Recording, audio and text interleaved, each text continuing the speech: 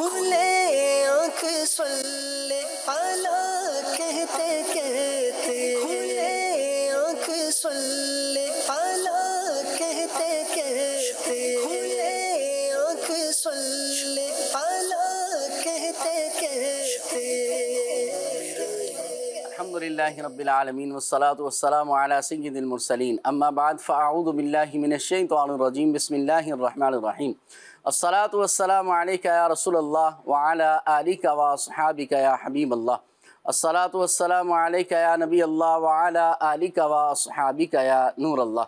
مدنی channel کے ناظرین، programme ہے کھلے آنکھ صلی علی کہتے کہتے۔ اے کاش کہ کبھی مدینے میں ہماری آنکھ کھلے اور پھر صبح کی تازگی، مدینے کی روشنی اللہ پاک ظاہری طور پر بھی ہمیں عطا فرمائے۔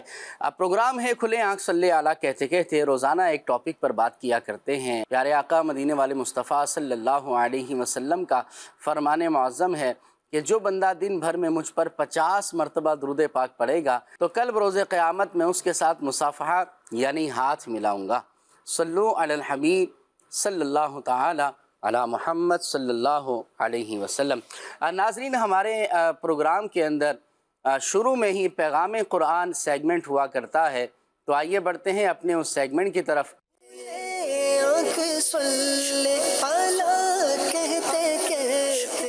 اعوذ باللہ من الشیطان الرجیم، میں اللہ تعالیٰ کی پناہ میں آتا ہوں شیطان مردود سے۔ بسم اللہ الرحمن الرحیم،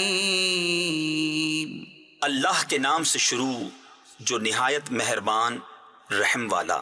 وقال لهم نبيهم إن الله قد بعث لكم طالوت ملكا قالوا أنى يكون له الملك علينا ونحن أحق بالملك منه ولم يؤت سعة من المال قال إن الله اصطفاه عليكم وزاده بسطة في العلم والجسم والله يؤتي ملكه من يشاء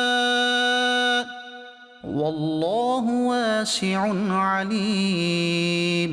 اور ان سے ان کے نبی نے فرمایا، بے شک اللہ نے طالوت کو تمہارا بادشاہ بنا کر بھیجا ہے۔ بولے، اسے ہم پر بادشاہی کیوں کر ہوگی، اور ہم اس سے زیادہ سلطنت کے مستحق ہیں، اور اسے مال میں بھی وسعت نہیں دی گئی۔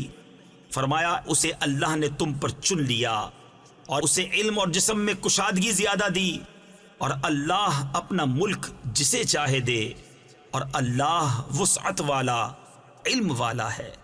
وقال لهم نبيهم إن آية ملكه أن يأتيكم التابوت فيه سكينة من ربكم وبقية مما ترك آل موسى وآل هارون تحمله الملائكة إن في ذلك لآية لكم إن كنتم مؤمنين۔ اور ان سے ان کے نبی نے فرمایا، اس کی بادشاہی کی نشانی یہ ہے کہ آئے تمہارے پاس تابوت جس میں تمہارے رب کی طرف سے دلوں کا چین ہے، اور کچھ بچی ہوئی چیزیں ہیں۔ معزز موسیٰ اور معزز ہارون کے ترکے کی اٹھاتے لائیں گے اسے فرشتے، بے شک اس میں بڑی نشانی ہے تمہارے لیے اگر ایمان رکھتے ہو۔ فلما فصل طالوت بالجنود قال إن الله مبتليكم بنهر فمن شرب منه فليس مني ومن لم يطعمه فإنه مني إلا من اغترف غرفة بيده فشربوا منه إلا قليلا منهم۔ پھر جب طالوت لشکروں کو لے کر شہر سے جدا ہوا، بولا بے شک اللہ تمہیں ایک نہر سے آزمانے والا ہے، تو جو اس کا پانی پیے وہ میرا نہیں، اور جو نہ پیے وہ میرا ہے، مگر وہ جو ایک چلو اپنے ہاتھ سے لے لے تو سب نے اسے پیا مگر تھوڑوں نے۔ فلما جاوزه هو والذين آمنوا معه قالوا لا طاقة لنا اليوم بجالوت وجنوده قال الذين يظنون أنهم ملاقو الله كم من فئة قليلة غلبت فئة كثيرة بإذن الله والله مع الصابرين۔ پھر جب طالوت اور اس کے ساتھ کے مسلمان نہر کے پار گئے، بولے ہم میں آج طاقت نہیں جالوت اور اس کے لشکروں کی۔ بولے وہ جنہیں اللہ سے ملنے کا یقین تھا کہ بارہا کم جماعت غالب آئی ہے زیادہ گروہ پر اللہ کے حکم سے، اور اللہ صابروں کے ساتھ ہے۔ ولما برزوا لجالوت وجنوده قالوا ربنا أفرغ علينا صبرا وثبت أقدامنا وانصرنا على القوم الكافرين۔ پھر جب سامنے آئے جالوت اور اس کے لشکروں کے، عرض کی اے رب ہمارے، ہم پر صبر انڈیل دے اور ہمارے پاؤں جمے رکھ اور کافر لوگوں پر ہماری مدد کر۔ فہزموہم بإذن اللہ وقتل داود جالوت وآتاه الله الملك والحكمة وعلمه مما يشاء ولولا دفع الله الناس بعضهم ببعض لفسدت الأرض ولكن الله ذو فضل على العالمين۔ تلك آيات الله نتلوها عليك بالحق وإنك لمن المرسلين۔ تو انہوں نے ان کو بھگا دیا اللہ کے حکم سے، اور قتل کیا داؤد نے جالوت کو، اور اللہ نے اسے سلطنت اور حکمت عطا فرمائی اور اسے جو چاہا سکھایا، اور اگر اللہ لوگوں میں بعض سے بعض کو دفع نہ کرے تو ضرور زمین تباہ ہو جائے، مگر اللہ سارے جہان پر فضل کرنے والا ہے۔ یہ اللہ کی آیتیں ہیں کہ ہم اے محبوب تم پر ٹھیک ٹھیک پڑھتے ہیں اور تم بے شک رسولوں میں ہو۔ تلك الرسل فضلنا بعضهم على بعض منهم من كلم الله ورفع بعضهم درجات۔ یہ رسول ہیں کہ ہم نے ان میں ایک کو دوسرے پر افضل کیا، ان میں کسی سے اللہ نے کلام فرمایا اور کوئی وہ ہے جسے سب پر درجوں بلند کیا۔ وآتينا عيسى ابن مريم البينات وأيدناه بروح القدس ولو شاء الله ما اقتتل الذين من بعدهم من بعد ما جاءتهم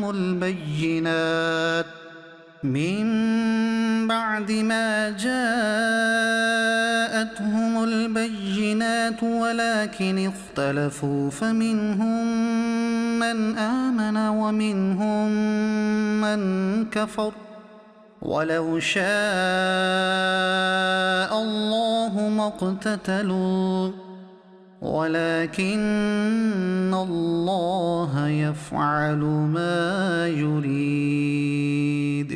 اور ہم نے مریم کے بیٹے عیسیٰ کو کھلی نشانیاں دیں اور پاکیزہ روح سے اس کی مدد کی، اور اللہ چاہتا تو ان کے بعد والے آپس میں نہ لڑتے، بعد اس کے کہ ان کے پاس کھلی نشانیاں آ چکیں، لیکن وہ تو مختلف ہو گئے، ان میں کوئی ایمان پر رہا اور کوئی کافر ہو گیا، اور اللہ چاہتا تو وہ نہ لڑتے، مگر اللہ جو چاہے کرے۔ يا أيها الذين آمنوا أنفقوا مما رزقناكم من قبل أن يأتي يوم لا بيع فيه ولا خلة ولا شفاعة والکافرون هم الظالمون۔ اے ایمان والو، اللہ کی راہ میں ہمارے دیے میں سے خرچ کرو، وہ دن آنے سے پہلے جس میں نہ خرید و فروخت ہے، نہ کافروں کے لیے دوستی، نہ شفاعت، اور کافر خود ہی ظالم ہیں۔ اللہ لا الہ الا هو الحی القیوم لا تأخذه سنة ولا نوم له ما في السماوات وما في الأرض من ذا الذي يشفع عنده إلا بإذنه۔ اللہ ہے جس کے سوا کوئی معبود نہیں، وہ آپ زندہ اور اوروں کا قائم رکھنے والا، اسے نہ اونگ آئے نہ نیند، اسی کا ہے جو کچھ آسمانوں میں ہے اور جو کچھ زمین میں۔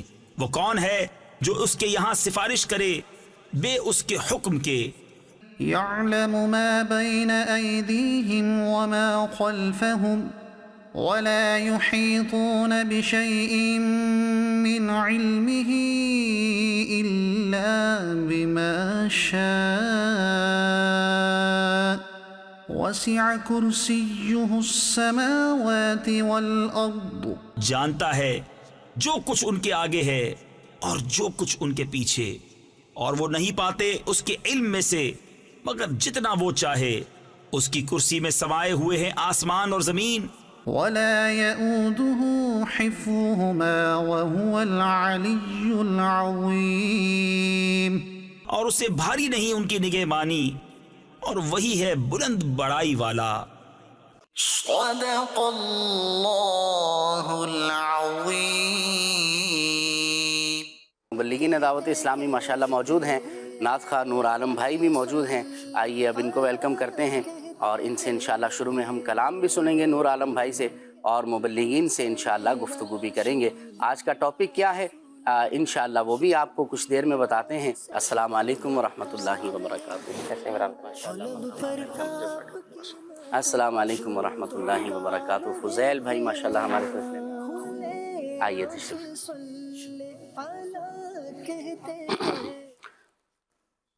نور عالم بھائی ماشاءاللہ ہمارے ساتھ موجود ہیں۔ نور عالم بھائی کیا کلام سنائیں گے آج آپ؟ حضور مفتی اعظم ہند مصطفیٰ رضا خان رحمۃ اللہ تعالی کا لکھا ہوا کلام ہے، بخت خفتہ نے مجھے روزے پہ جانے نہ دی۔ ماشاءاللہ بہت خوبصورت کلام ہے، آئیے شامل کرتے ہیں۔ صلو علی الحبیب صلی اللہ تعالی علی محمد صلی اللہ تعالی علیہ وسلم۔ صلی علی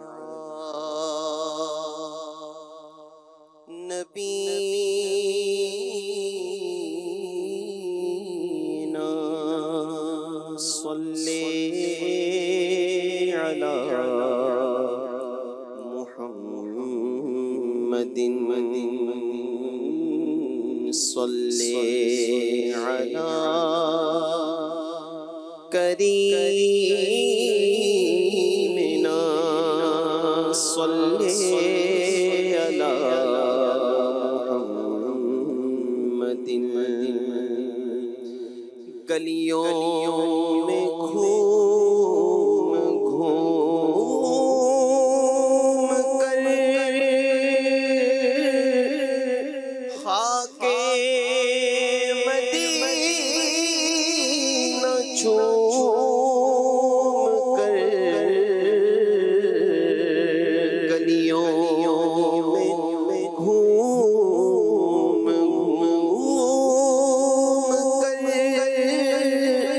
خاک مدینہ چوم کر، نعتیں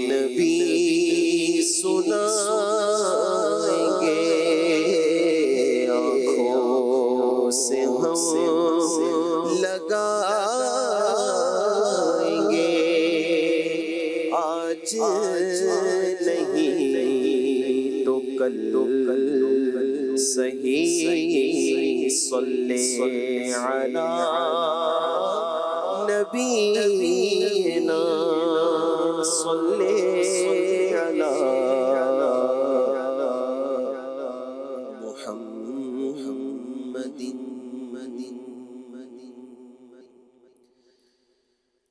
بخت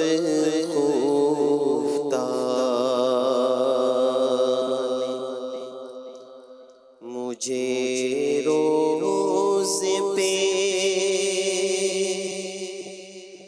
جانے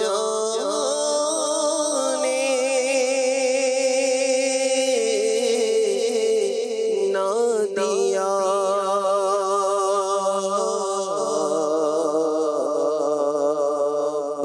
بخت خفتہ نے مجھے روز پہ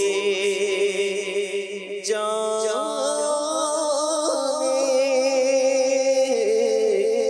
نہ دیا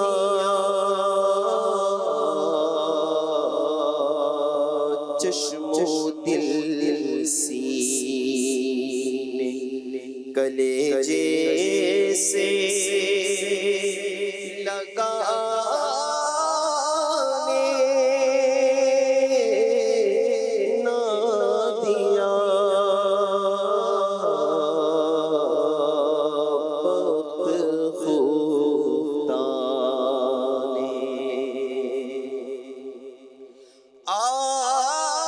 قسمت مجھے دنیا غموں نے روکا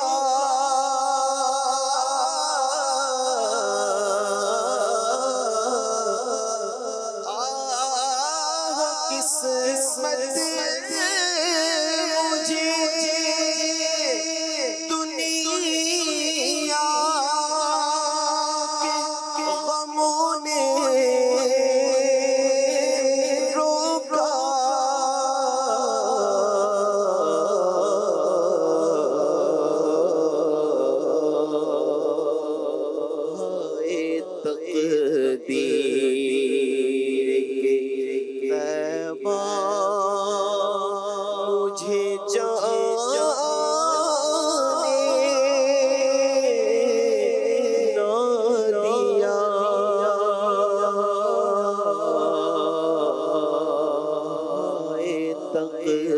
تقدیر کے طیبہ مجھے جانے نہ دیا چشم و دل سینے کلیجے سے لگانے نہ دیا بخت خفتہ نے پاؤں تھک جاتے اگر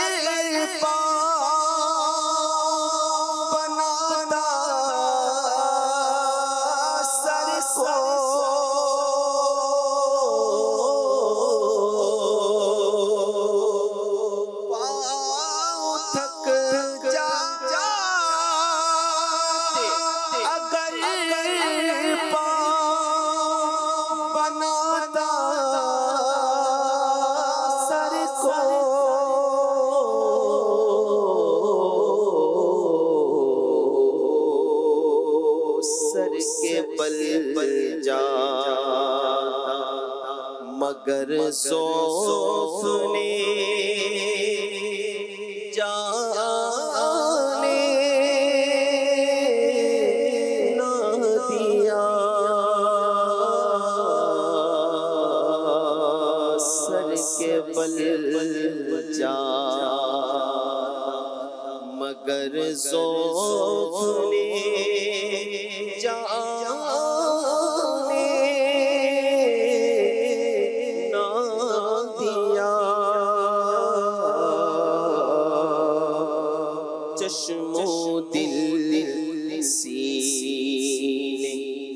کلیجے سے لگانے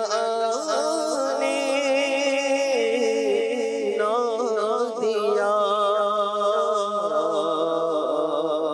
بخت خفتہ نے حال دل کھول کے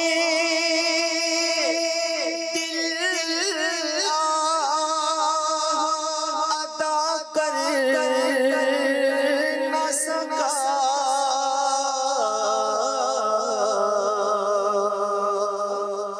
حال دل کھول کے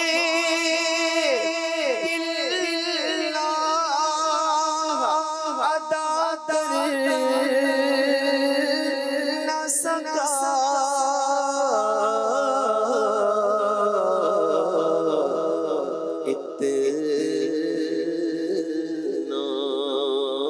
اتنا موقع ہی مجھے میری قضا نے نہ دیا، اتنا موقع ہی مجھے میری قضا نے نہ دیا، بخت خفتہ نے اور کوچے دل کو بسا جاتی مہک سے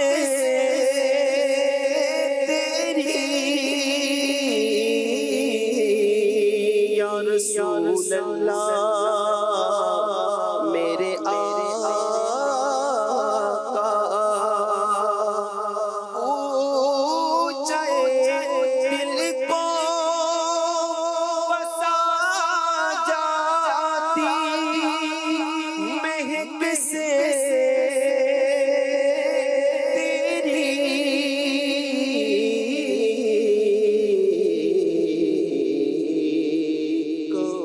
اتنا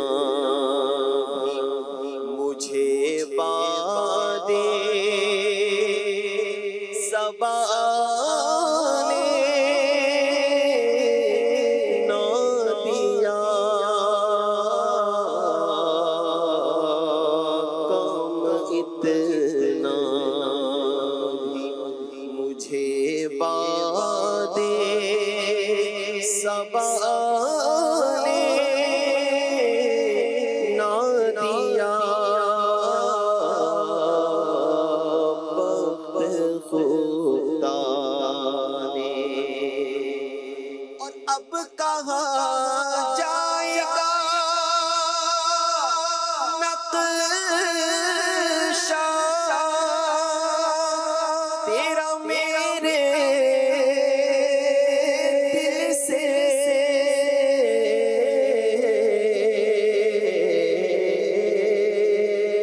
اب کہاں جائے گا نقشہ تیرا میرے دل سے،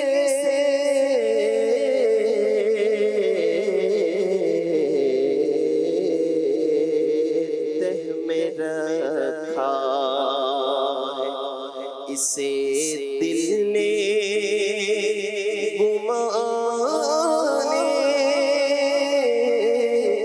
نہ دیا، تہ میں رکھا ہے اسے دل نے گمانے نہ دیا،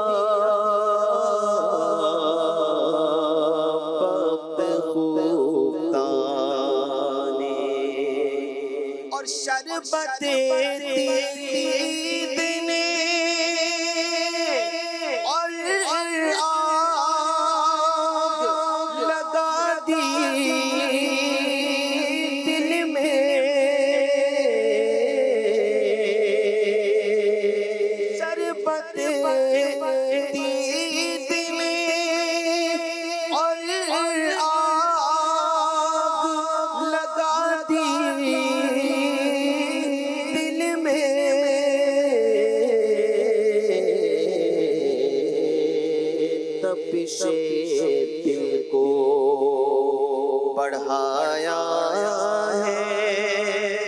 بجھانے نہ دیا وقت خفتہ نے، اور میرے اعمال کا بدلہ جہنم ہی تھا،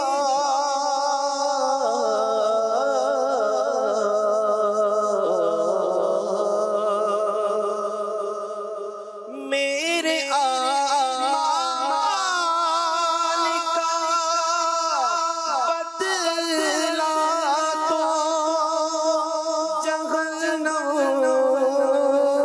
ہی تھا،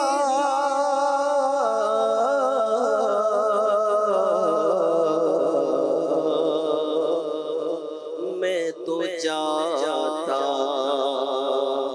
مجھے سرکار نے جانے نہ دیا، میں تو چاہتا مجھے سرکار نے جانے نہ دیا، چشم و دل سینے کلیجے سے لگانے نہ دیا، وقت خفتہ نے، اور چمکتی سی غزل کوئی پڑھو ہے نوری،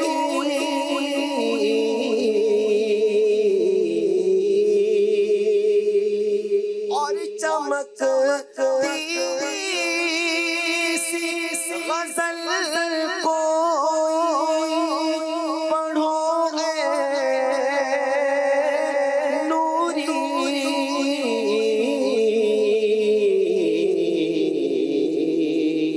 رنگ اپنا ابھی جمنے شعراء نے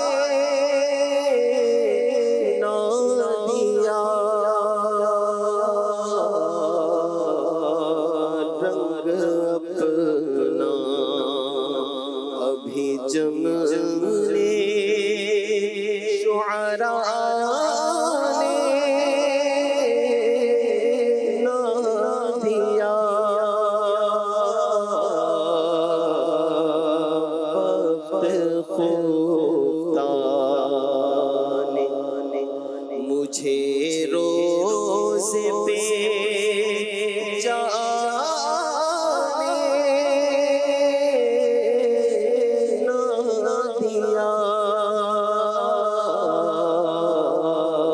چشم و دل سینے کلیجے سے لگانے نہ دیا، نہ دیا۔ اللہ اکبر۔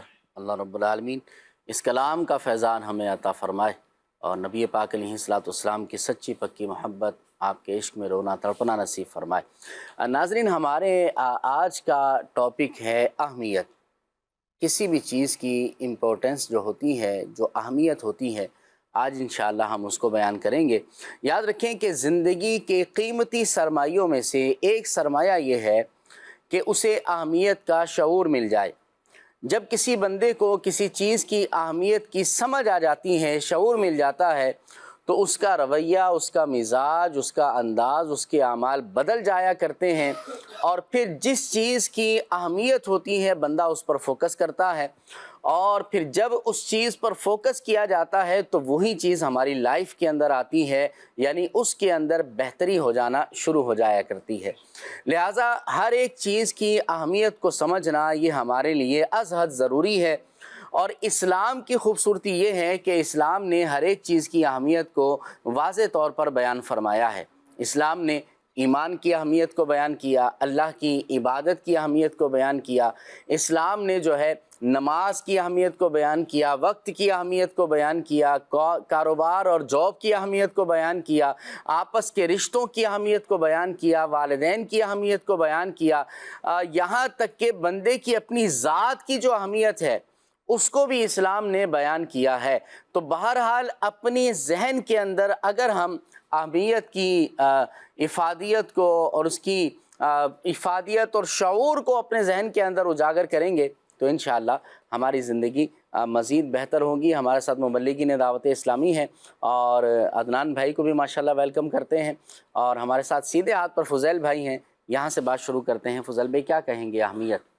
بسم اللہ الرحمن الرحیم۔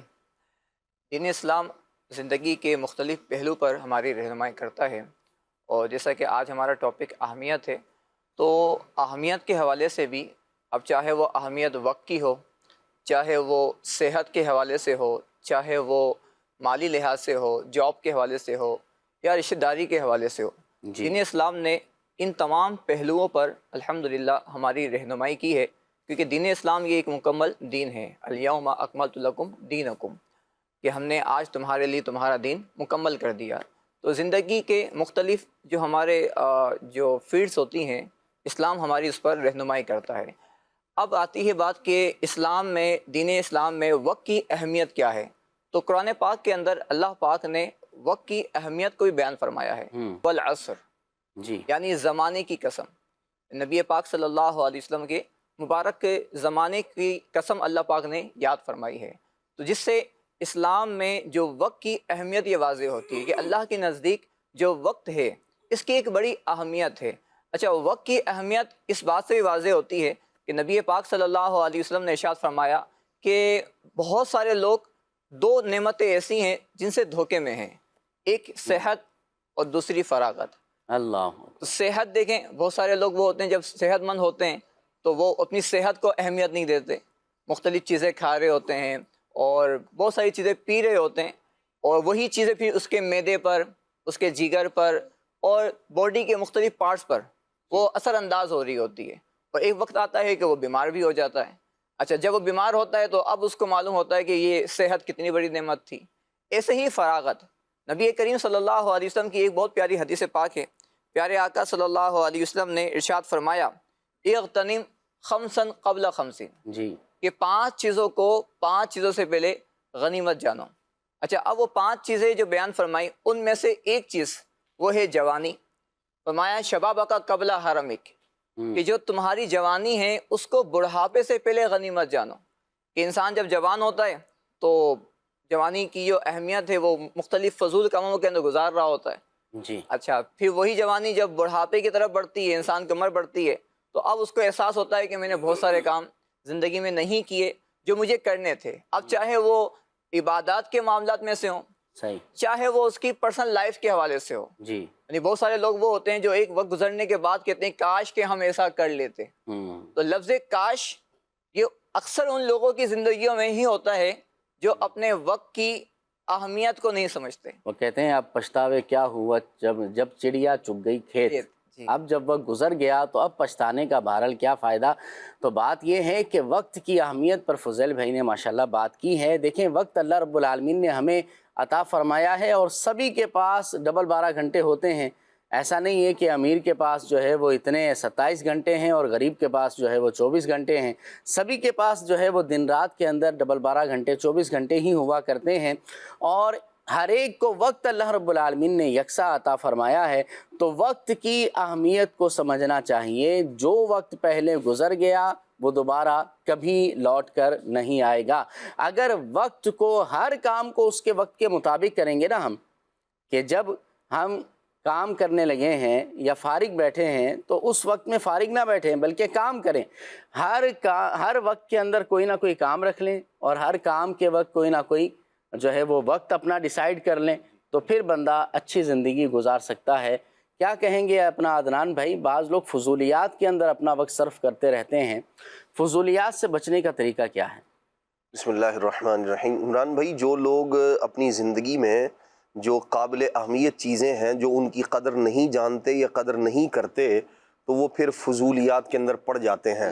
ویسے تو بندے کو جو اللہ تبارک و تعالیٰ نے سانس کی نعمت عطا فرمائی ہے یہ بھی بہت بڑی نعمت ہے، اس کی بھی قدر کرنی چاہیے، اور اس کی قدر جو ہے نا وہ قیامت کے دن بندے کو اس کا احساس ہوگا۔ بلکہ جنت میں جو لوگ جائیں گے اور جنہوں نے اللہ تبارک و تعالیٰ کا زیادہ ذکر کیا ہوگا، ان کے جب درجات کو بندہ دیکھے گا کہ یہ زیادہ ذکر کرنے کی وجہ سے مجھ سے بڑے درجات کے اندر ہے، جنت کے اندر اعلیٰ نعمتوں کے اندر ہے، تو پھر اس وقت بندے کو اس بات کا احساس ہوگا کہ میں بھی زیادہ اللہ کا ذکر کرتا تو آج میں اس مقام اور اس مرتبے تک پہنچ سکتا۔ حالانکہ جنت کے اندر کسی چیز کا دکھ اور غم نہیں ہے، لیکن یہ والا معاملہ ہے کہ یہ آدمی مجھ سے اوپر والے، حالانکہ یوں ہے کہ جو جس درجے میں ہوگا وہ اسی میں خوش ہوگا، اور اس کے نزدیک یہی ہے کہ سب سے اعلیٰ و افضل نعمتیں میرے پاس ہی ہیں۔ لیکن یہاں ذکر اللہ کی اہمیت کو یوں بیان کیا گیا کہ وہ جو غفلت کے اندر اس نے سانس گزارے ہوں گے، جو سانس لیے ہوں گے، اس کا اس کو احساس ہوگا کہ میں اس میں زیادہ عبادت کرتا تو آج جو ہے وہ مجھے اللہ تبارک و تعالیٰ اس سے بڑھ کر نعمت عطا فرماتا۔ تو ہمیں تو مسلمان کو تو اپنے سانسوں کی بھی جو ہے وہ قدر کرنی چاہیے، چاہے جائے کہ آدمی جو ہے وہ گھنٹوں فضولیات کے اندر گزار دے۔ عام طور پر یہ ایسی چیزیں ہوتی ہیں جن کے اندر آدمی جو ہے وہ، چونکہ شیطان، اللہ تبارک تعالیٰ ارشاد فرماتا ہے کہ یہ جو لوگ گناہ کرنے والے ہوتے ہیں، شیطان زین لہم الشیطان اعمالہم، شیطان ان کے لیے ان کے کاموں کو مزین کر دیتا ہے، آراستہ کر دیتا ہے، خوبصورت بنا دیتا ہے، وہی اچھا لگتا ہے، اس کو وہی اچھا لگتا ہے۔ تو جب، اور ظاہر سی بات ہے، جو چیز بندے کو اچھی لگ رہی ہے، خوبصورت لگ رہی ہے، اٹریکٹیو ہے، اس کی جانب جو ہے وہ اس کا قلب، دل، جگر سب کچھ مائل ہے، تو اس کو چھوڑنے کو عام طور پر بندے کا جی چاہتا نہیں ہے۔ اور شیطان کا کام یہ ہے کہ وہ فضولیات اور گناہوں والی چیزوں کو بندوں کے لیے مزین کر دیتا ہے۔ ایسے میں بندے کو چاہیے کہ اپنے وقت کی بھی قدر کرے، اور جو اللہ تبارک و تعالیٰ نے اس کو نعمتیں عطا کی ہیں ان کی بھی قدر کرے۔ اللہ کی نعمتوں کے شکر میں سے ایک یہ بھی ہے کہ اللہ تبارک و تعالیٰ کی نعمت کو اس کی نافرمانی والے کاموں میں خرچ نہ کیا جائے۔ وقت اللہ کی نعمت، جان اللہ کی نعمت، اسی طرح دیگر جو چیزیں ہیں، اولاد ہے، مال ہے، دولت ہے، یہ سب اللہ کی نعمتیں ہیں۔ جب یہ اللہ کی نعمتیں ہیں تو پھر اللہ کی نعمت کو اللہ کی نافرمانی والے کاموں میں خرچ نہ کیا جائے۔ عام طور پر ہوتا یہ ہے، یہ جو صوفیہ کرام ہوتے ہیں نا، ان کا انداز تربیت کا بہت پیارا ہوتا ہے۔ یہ بندے کو وہ کام جو فضولیات پر، فضول سے مراد وہ کام ہے جس کا نہ آخرت میں کوئی نقصان ہے نہ دنیا میں نقصان ہے۔ آخرت میں اس کو جواب دہی کرنی پڑے گی، جواب دینا پڑے گا کہ یہ کام میں نے کیوں کیا، لیکن مواخذہ یوں گناہ والا کام نہیں ہوتا۔ بزرگان دین کا انداز کیا ہوتا ہے؟ وہ بندے کو اس رستے سے ہی روک دیتے ہیں جو آگے چل کے آدمی کو گناہ کے اندر مبتلا کرنے کا ذریعہ اور سبب بنتا ہے۔ اور یہ اسلام کا حسن بھی ہے، یہ ایک اصطلاح جو ہے وہ استعمال ہوتی ہے، سد ذرائع، کہ یہ کام سد ذرائع کے طور پر روک دیا گیا ہے۔ وہ کام جو آگے چل کے بندے کو گناہ کے اندر مبتلا کرنے والا ہوتا ہے، اسلام کا حسن یہ ہے کہ بندے کو اس رستے پر جانے ہی نہیں دیتا جس کے اندر گر کر اس نے تباہ اور برباد ہو جانا ہے۔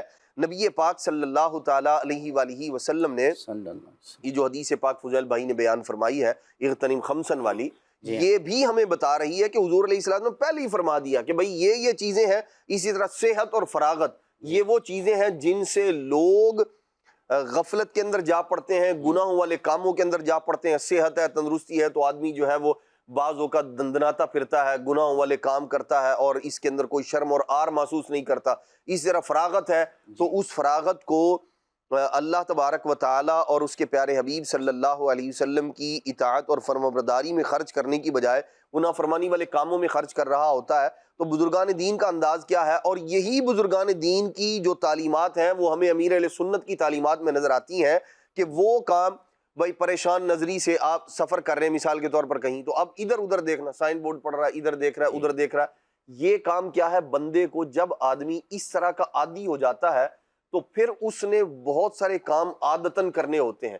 فضولیات کا عادی گناہوں کے اندر جا پڑتا ہے، حرام کے اندر مبتلا ہوتا ہے۔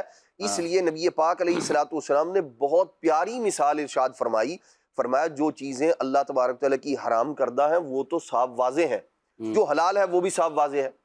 پھر ارشاد فرمایا بعض چیزیں وہ ہوتی ہیں جو متشابہات مشتبہات کے قبیل سے ہوتی ہیں، جو درمیان میں ہوتی ہیں، اس کو اتنے پیارے انداز سے سمجھایا نبی پاک علیہ الصلوۃ والسلام نے کہ گاؤں دیہات میں رہنے والے لوگ اس کو زیادہ جو ہے وہ سمجھیں گے، جن کا کھیتی باڑی سے جانور چرانے سے، شہروں کے اندر بھی لوگ جانور جو ہے وہ پالتے ہیں، بڑے بڑے جو ہے ان کے وہ ہوتے ہیں جانوروں کے جہاں ان کو پالا جاتا ہے دودھ وغیرہ کے لیے، دیگر باڑے ہوتے ہیں۔ نبی پاک صلی اللہ علیہ وسلم نے فرمایا کہ جو بادشاہ کی چراگاہ ہوتی ہے نا، جہاں بادشاہ کے جانور چرتے ہیں، ایک حد ہے، ایک باؤنڈری ہے، اسی طرح عام طور پر یہاں بھی زمینوں کی حد اور باؤنڈری ہوتی ہے، ایک بندے کی فصل ہے، ادھر دوسرے آدمی کی فصل ہے۔ تو حضور علیہ السلام نے فرمایا کہ جو آدمی وہ دوسرے آدمی کی فصل کی باؤنڈری کے قریب جانوروں کو لے کے جاتا ہے، ہوتا کیا ہے، ایک وقت یہ آتا ہے اس نے تھوڑی سی غفلت کی نا تو جانور دوسرے کے کھیت میں چلے جائیں گے، اس کی فصل کو تباہ و برباد کر دیں گے۔ تو اللہ کے پیارے محبوب صلی اللہ علیہ وسلم نے ارشاد فرمایا کہ بھئی یہ کام ہی مت کرو، وہ جو حما ہے جس کو اللہ تبارک و تعالیٰ نے منع کیا اس کے قریب ہی مت لے کر جاؤ جانوروں کو، ورنہ کیا ہوگا، تم گناہ کے اندر جا پڑو گے۔ تو جن چیزوں سے اللہ رسول نے منع کیا ہے، جو حرام ہے وہ تو منع ہی ہے، اس حرام میں مبتلا ہونے سے بندہ اس صورت میں بھی بچ سکتا ہے کہ اس کے قریب ہی نہ جائے۔ تو اس لیے ہمیں چاہیے جو فضولیات ہے بھائی اس کے اندر کوئی نقصان تو نہیں ہے نا، اپنا ٹائم ضائع کر رہا ہوں، بھائی اسلام تو اس بات کو بھی پسند نہیں کرتا کہ آپ اپنا وقت ضائع کریں، اور جو وقت کے قدردان ہیں ان کا انداز یہ ہے اللہ اکبر۔ اگر ہم اللہ تبارک تعالیٰ کے نیک بندوں کو دیکھتے ہیں، بڑے بڑے بزرگان دین، وہ تو اس قدر اہمیت تھی ان کے نزدیک، پانی کھانا جو ہوتا تھا اس کو ستو بنا کے پی لیا کرتے تھے، وہی پیٹ کی جو ہے وہ ضرورت کو پورا کرنا ہے، بھوک کو مٹانا ہے تو وہ اس سے بھی پورا ہو جائے گا، اور جو وقت بچے گا اس میں کیا ہے، وہ کہتے تھے ہم اس کے اندر اتنی تسبیحات زیادہ پڑھ لیتے ہیں۔ اچھا ایسے ہی جو وقت کے قدردان ہے، ایک محدثہ گزری ہیں، انہوں نے اسلام کی بڑی خدمت کی ہے، کتاب لکھی انہوں نے ایک، تو مخطوطہ غالباً نقل کیا، تو اب انہوں نے اس میں عذر پیش کیا اپنا کہ اگر اس میں کوئی خطا کوئی غلطی اگر آپ پائیں تو اس سے درگزر فرمائیں، اس لیے کہ جب میں ایک ہاتھ سے لکھتی تھی تو دوسرے ہاتھ سے اپنے بچے کو جھولا جھلا رہی اللہ، تو میرے اس عذر کی وجہ سے میری خطا کو، میری جو ہے وہ لغزش کو آپ معاف فرمائیے گا۔ تو جو وقت کے قدردان ہوتے ہیں نا، وہ اپنے آپ کو فضولیات میں مبتلا نہیں کرتے، بلکہ وہ کیا کرتے ہیں، اس کی اہمیت کو سمجھتے ہیں کہ یہی زندگی ہے، اسی میں نیکیاں کرنی ہے، اسی میں رب کو راضی کرنا ہے۔ تو پھر جب بندہ اپنے وقت کی قدر کرنے والا بن جاتا ہے، اپنی سانسوں کی قدر کرنے والا بن جاتا ہے، تو پھر اپنے آپ سے فضولیات سے اپنے آپ کو بچاتا ہے، اور پھر نیکیوں کی طرف جو ہے وہ مائل ہوتا چلا جاتا ہے۔ بالکل ایسا ہی ہے۔ وقت کے قدردان کیسے ہوتے ہیں؟ مولا علی شیر خدا کرم اللہ تعالی وجہہ الکریم فرماتے ہیں کہ یہ ایام تمہاری زندگی کے صفحات ہیں، ان کو اچھے اعمال سے زینت بخشو۔ تو اللہ والے وقت کی بڑی قدر و قیمت جو ہے وہ پہچانا کرتے اور وقت کی اہمیت کو سمجھتے تھے، اور اس پر بڑے نیک اعمال کیا کرتے تھے۔ لیکن بعض لوگوں کی راشد بھائی عادت ہوتی ہے کہ وہ وقت کے پابند نہیں ہوتے، یعنی وقت کی اہمیت کو سمجھتے ہیں، ساری چیزیں ہیں، لیکن ان کی وقت کی پابندی ان کی ذات کے اندر نظر نہیں آتی۔ کسی سے ٹائم دیا ہے ملنے کا 10 بجے کا، آئیں گے 10:30 بجے، ٹھیک ہے نا۔ اچھا اسی طرح کسی کو ٹائم دیا ہے 11 بجے کا تو آئیں گے 12 بجے۔ تو وقت کی پابندی کے حوالے سے کیا ذہن ہونا چاہیے، اور بندہ اپنے آپ کو وقت کا پابند کیسے کرے؟ بسم اللہ الرحمن الرحیم۔ عمران بھائی، یہ جو آپ نے موضوع لیا اہمیت کے عنوان سے، اور اس میں پھر وقت کی اہمیت اور وقت کی پابندی کی کتنی زیادہ اہمیت ہے۔ دیکھیے، ایک جملہ کہا جاتا ہے کہ جو چیز ہمارے لیے اہم ہوتی ہے نا، وہ ہماری پہچان بنتی ہے۔ صحیح۔ اب جس کے نزدیک وقت کی پابندی کی اہمیت ہوگی نا، تو یہ اس کی پہچان بنے گی۔ صحیح۔ اب دیکھیں، کئی لوگ ایسے ہوتے ہیں کہ ان کے بارے میں اگر پتہ چلے نا کہ وہ کسی محفل میں آئیں گے، یا ہمیں انہوں نے وقت دیا ہے، یا ہم نے ان سے وقت لیا ہے، تو وہ اپنے وقت میں آ جائیں گے، وقت میں ہماری بات سنیں گے، اور اس وقت میں کوئی دوسرا کام نہیں کریں گے۔ مفتی قاسم صاحب کے حوالے سے مشہور ہے، اور ہم نے دیکھا بھی ہے کہ مفتی قاسم صاحب جو ٹائم دیتے ہیں اس سے 5 منٹ پہلے ہی تقریباً آ جاتے ہیں، یعنی وقت سے پہلے ہی آ جاتے ہیں. لیٹ ہونا تو آپ کی کتاب میں گویا کہ ہے ہی نہیں. اچھا، صرف آنے کے حوالے سے ہی نہیں عمران بھائی، آپ کو یہ بھی تجربہ ہوگا، الحمدللہ مجھے بھی تجربہ ہے کہ استاد صاحب جو وقت دیتے ہیں نا کہ آپ کے ملاقات کے لیے، تو وہ وقت پھر آپ ہی کو دیتے ہیں. ایسا بھی اچھا، اور جتنا وقت دیتے ہیں تو بعض اوقات پھر یاد بھی کروا دیتے ہیں کہ یہ وقت اس کام کے لیے ہے اور اتنا وقت ہے.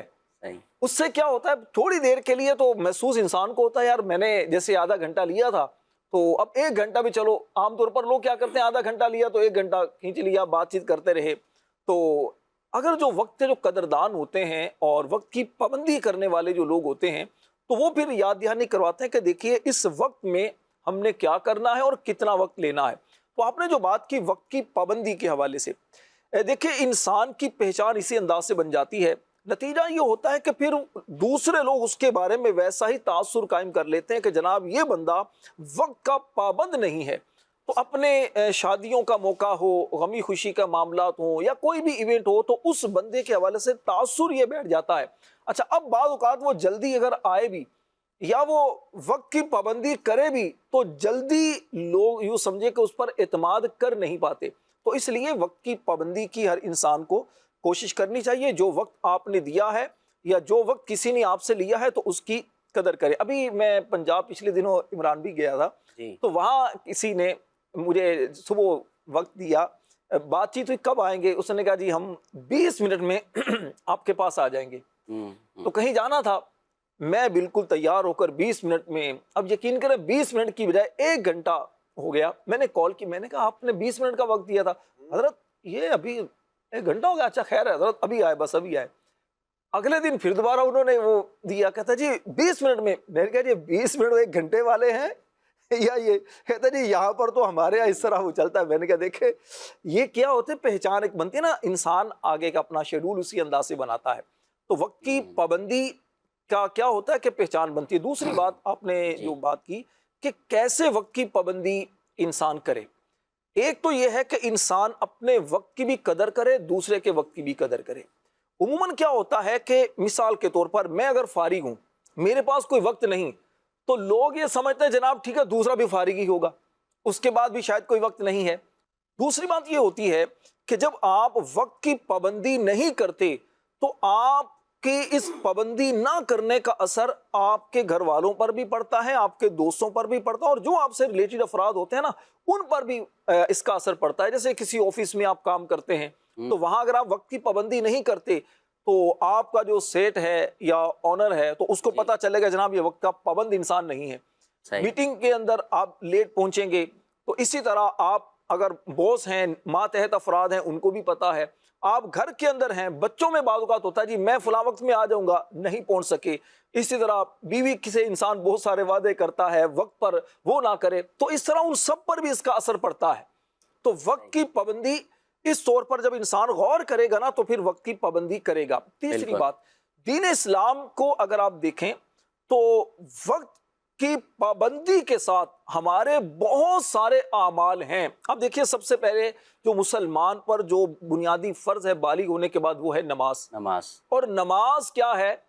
وقت کی پابندی میں فرض ہے. جی ہاں، اللہ فرماتا ہے ان الصلاۃ کانت علی المؤمنین کتابا موقوتا، بے شک نماز مسلمانوں پر مقررہ وقت میں فرض کی گئی ہے. یعنی وقت کی پابندی ہے. ایسا نہیں ہو سکتا کہ کوئی ظہر کی نماز وہ عصر میں پڑھ لے یا عصر کی نماز وہ فجر میں پڑھ لے. تو جو وقت ہے تو اسی وقت میں یعنی اسی پابندی کے ساتھ نماز ہوگی. اسی طرح آپ دیکھیے جماعت کیا ہے؟ وقت کی پابندی کا ہمیں درس دیتی ہے. حج کیا ہے؟ وقت خاص ایام ہیں اسی میں حج ہوگا. قربانی کیا ہے؟ خاص ایام ہیں. تو اس طرح وقت کی پابندی دین اسلام کے اندر دیکھیں تو دین اسلام کے جو کام ہے یہ بھی وقت کی پابندی کے ساتھ ہیں. اچھا، وقت کا مطلب صرف عمران بھائی یہ نہیں ہوتا کہ ہم جس کو گھنٹے یا منٹ کہتے ہیں، دن یہ بھی ایک وقت ہے، مہینہ یہ بھی وقت ہے. تو اب دیکھیے بچہ بالغ ہوتا ہے، یہاں پر بھی ایک وقت ہے. اچھا، اسی طرح حج انسان پر جو فرض ہوتا ہے تو اس وقت میں فرض ہوتا ہے جب وہ شرائط جس وقت میں پائی جائیں. قربانی اس وقت میں ہوتی ہے. یعنی پابندی کی اگر بات کریں تو بہت مفہوم اس کا وسیع ہے. تو بہرحال انسان اگر ان چیزوں پر غور کرے نا تو پھر کیا ہوگا کہ وقت کی پابندی کی طرف کوشش کرے گا. ایسا ایک اور طریقہ بھی ہے وقت کی پابندی اختیار کرنے کا کہ ایسے لوگوں کے ساتھ اٹھنا بیٹھنا ہو، ایسے لوگوں کے ساتھ انسان تعلق بنائے جو وقت کے پابند ہیں، تو پھر یہ ہوگا کہ انسان کی ذات میں وقت کی پابندی آ جائے گی. بالکل الصحبۃ مؤثرہ ہے، صحبت اثر رکھتی ہے. بالکل جیسے آپ نے قبلہ استاد گرامی کی بات کی، تو آپ اگر دیکھیں کئی ایسے افراد بھی آپ کے ذہن میں آ رہے ہوں گے جو وقت کے پابند نہیں ہوں گے.